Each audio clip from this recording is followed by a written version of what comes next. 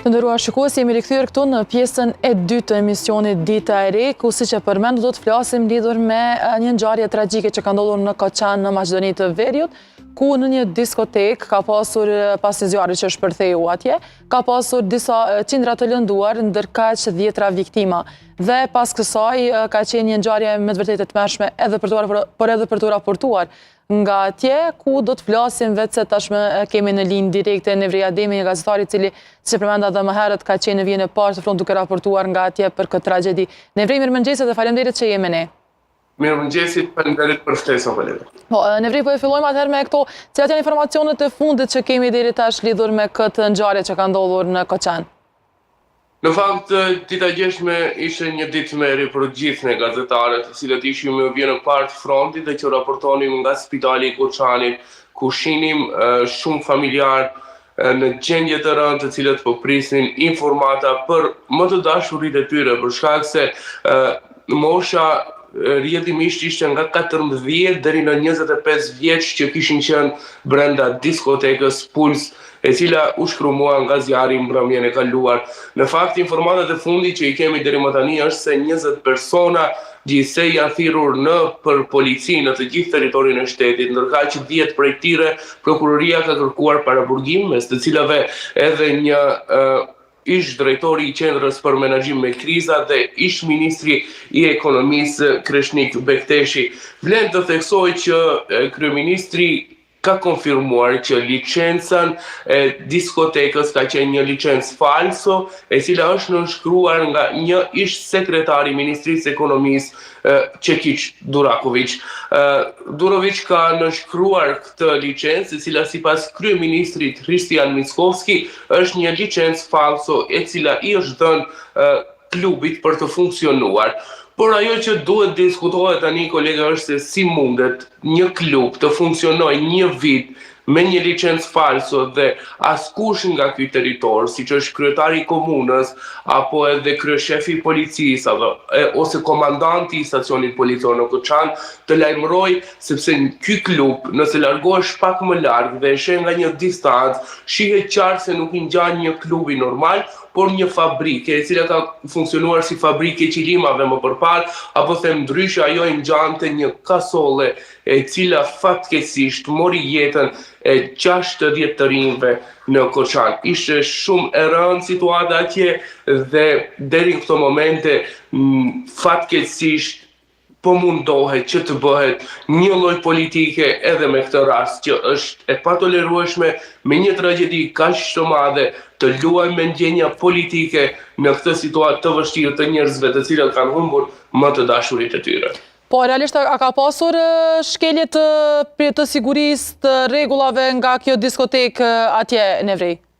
E para kjo diskotek thuhet se ka funksionuar pa licencë. E dyta, 5 minuta përpara se të ndodhte gjithë ngjarja, për shkak se kemi një jetë të humbur të një polici, i cili thuhet se së bashku me një grup pjesëtarësh të uniformave blu të Maqedonisë së Veriut, kishin shkuar për të kontrolluar për substanca narkotike në këtë diskotekë, që i bie se në të hyrë brenda thuhet nga qytetarët e Koçanit se kjo diskotekë në atë moment kishte pasur 1500 persona, që është jashtë të gjitha standardeve për një kasole, do ta quaj unë, aq të vogël, e cila shihet qartë që nuk ka kapacitet për 300 persona e jo më për 1500 persona. Paramendoni, një grup policësh të cilët arrin 5 minuta përpara zjarrit dhe po legjitimojnë dhe kontrollojnë personat dhe nuk raportojnë për të ndalur me një herë atë situatë, e cila edhe në shikim të parë besoj që ka qenë e tmerrshme në një vend aq të vogël të grumbullosh 1500 persona, ashtu siç e kishte thënë edhe një koleg. I gjithë Koçani ka 1100 nxënës të shkollave të mesme, ndërkaq thuhet se në diskotekë ka pas 1500 persona, që i bie ka pasur edhe nxënës të cilët kanë ardhur edhe nga qytetet fqinje për të dëshuar në atë vikendi, por që ishte kohshme, sepse ne gjatë ditëve të nesërme do të varrosim 3 klasë të shkollave të mesme të Koçanit. Do të mbyllim 3 dyer klasësh dhe për këtë duhet dikush të mbajë përgjegjësi dhe jo siç e thash në këto momente të luhen lojra politike. Po realisht, Nevri, si kanë qenë reagimet nga autoritetet lokale dhe qendrore konkretisht pas rastit në fjalë? Kemi një rast kaq të dimshëm, kolegë, dhe deri në këtë moment nuk kemi një paraqitje zyrtare të kryetarit të komunës së Koçanit, i cili ka ikur mediave në çdo moment, e kemi thirrur, kemi tentuar të komunikojmë, por ai është i pakapshëm. Deri në këtë moment, ashtu siç e thash, ka mbi 20 të dyshuar të cilët janë marrë në pyetje, 4 prej të cilëve janë në mjekim, 2 pjesëtar të bendit dhe djali i pronarit të diskotekës. Por pjesa tjetër, për 10 prej tyre, prokuroria ka kërkuar paraburgim prej 48 orësh dhe ata për momentin po ndodhen në paraburgim, ndërkaq siç e theka 20 të dyshuar janë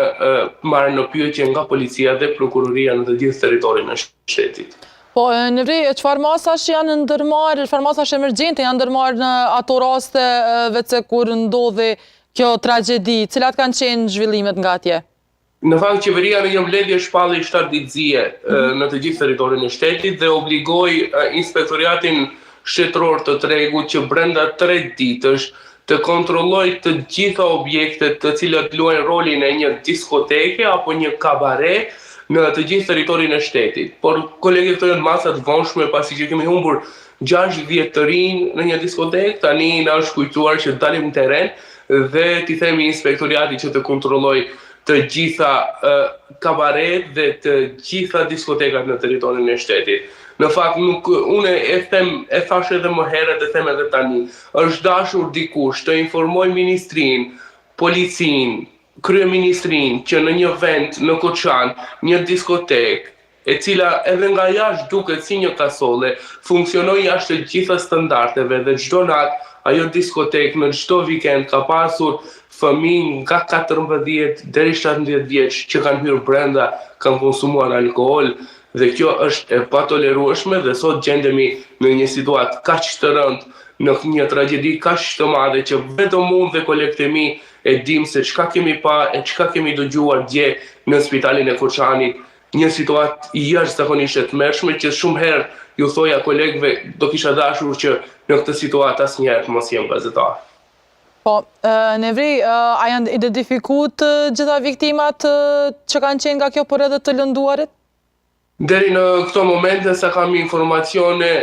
domethënë janë identifikuar diku mbi 40 viktima, ndërkaq pjesa tjetër pritet që të identifikohen, ndërkaq